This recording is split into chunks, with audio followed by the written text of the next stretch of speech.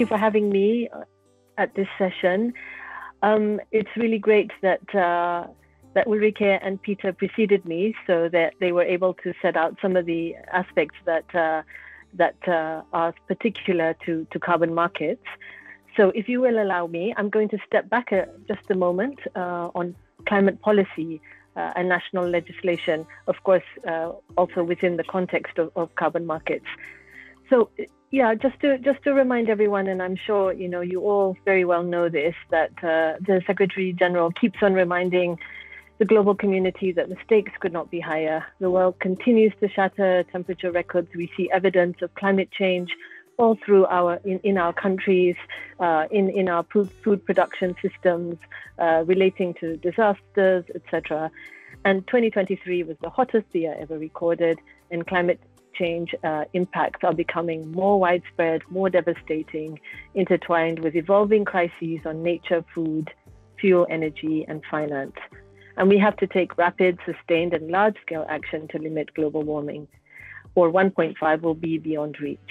And I'm not sure if some of you saw the latest World Meteorological Organization's report in March this year, showing that we've already sort of reached that 1.45 degree threshold. So yeah, it's continuing to be increasingly important.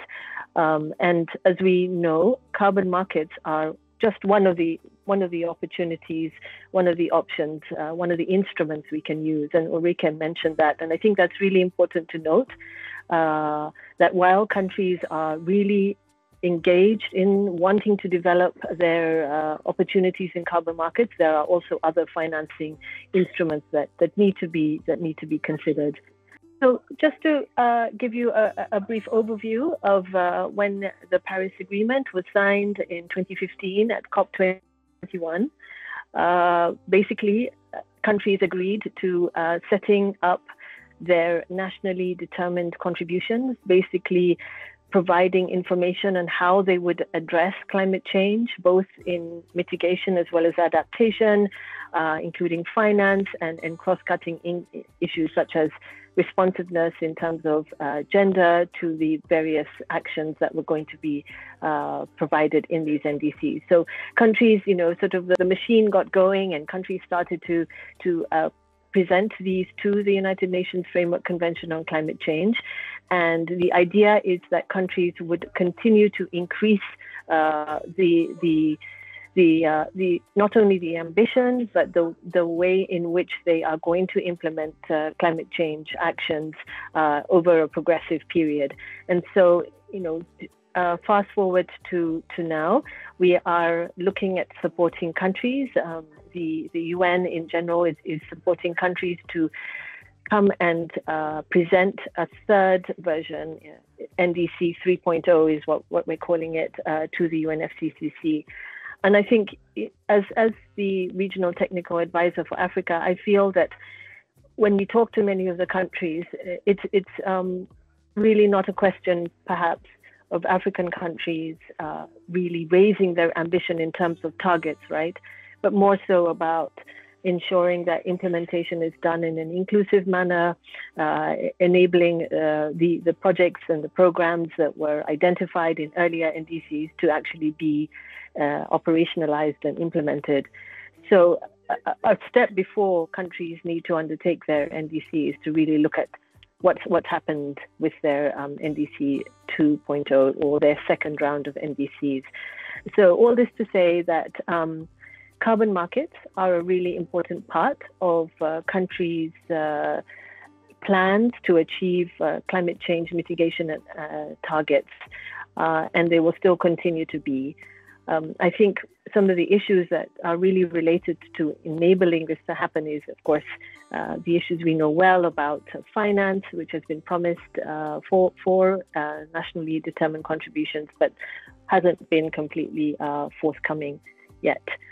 So I want to just stop here and maybe focus in on the aspects of policy and legislation relating to carbon markets. And Peter, you looked at sort of the Afolu projects, and it's been amazing to see the agroforestry be really a precursor and a driver of these carbon market projects. But what we're seeing now in the last few years is really a move to countries being involved. In the past, I call it carbon markets 1.0. A lot of voluntary carbon markets projects basically were pervaded the scenario on carbon markets, and now we're looking at countries saying we need to really look at the manner in which we can engage with carbon markets and really tap into the opportunities. I speak mainly from the REDD+ sector. UNDP is part of the UN REDD program, and so we support countries on basically trying to plan for REDD and access financing for REDD, which is in itself a results-based payment mechanism. It is a larger form of a carbon market.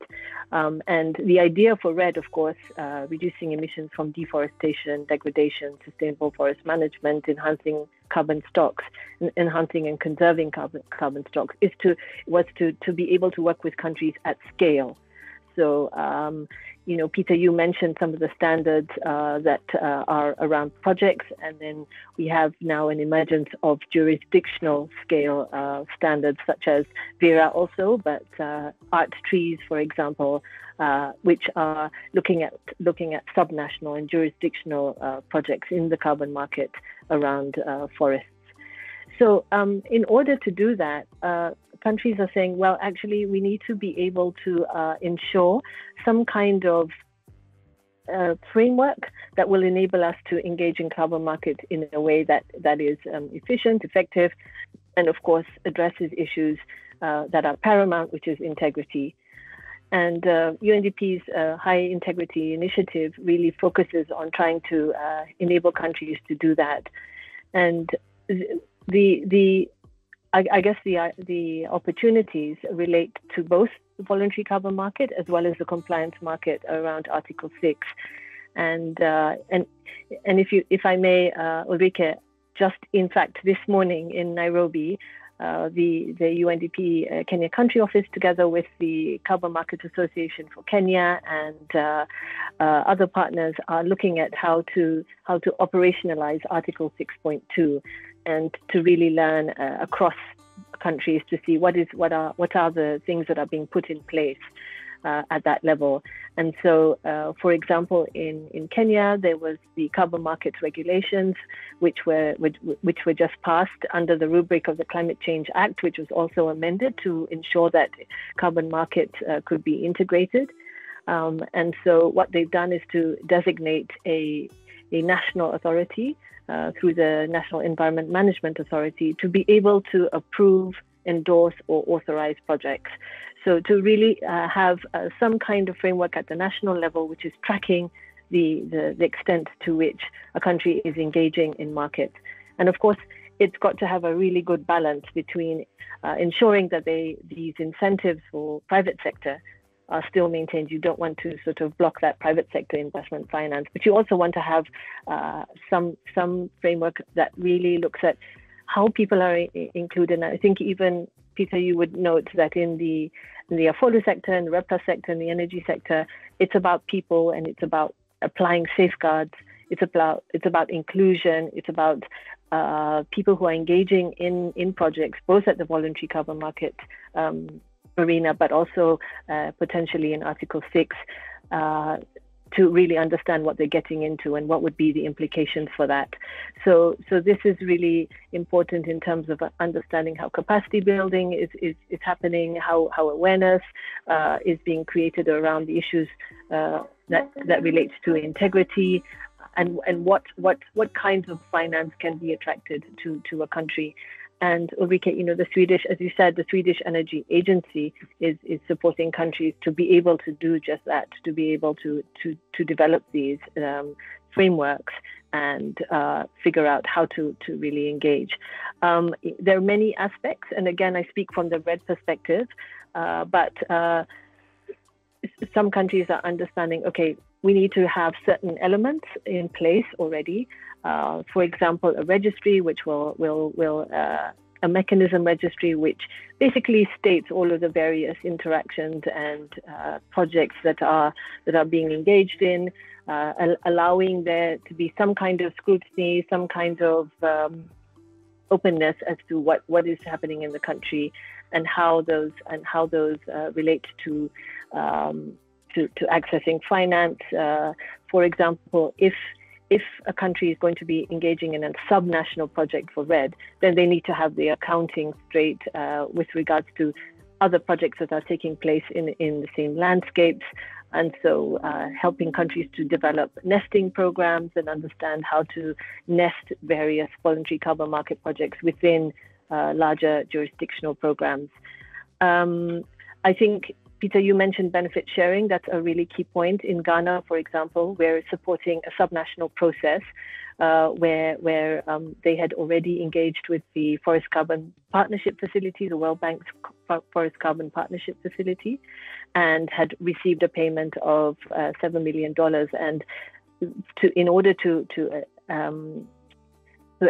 access those proceeds, they needed to have developed a benefit sharing plan, which really states how the proceeds will be shared between all of the various stakeholders. And so for Ghana, it was 69% that went down to the community in the cocoa landscape that were actually generating the emission reductions or had generated the emission reductions in the past. And of course, Ghana went through a whole process of MRV, monitoring, reporting, and verification. Again, these are important components for forest carbon markets to engage in. Other countries are trying hard to develop these policy and legislation. DRC, for example, a country that's very important for forests. Liberia, Nigeria already has and is looking also at domestic carbon markets. So yeah, there's a lot of interest, I would say, by all of the various countries in Africa and around the world. So just to say, of course, carbon markets are a trading system, and carbon finance is a key for the implementation of the NDCs, including through Article 6. 83% of the nationally determined contributions state the intent to make use of international market mechanisms. So, there's really a lot of interest here. And I understand we can go into questions on other areas around carbon markets, particularly around Article 6 and perhaps REDD. I'll stop there. Thank you so much.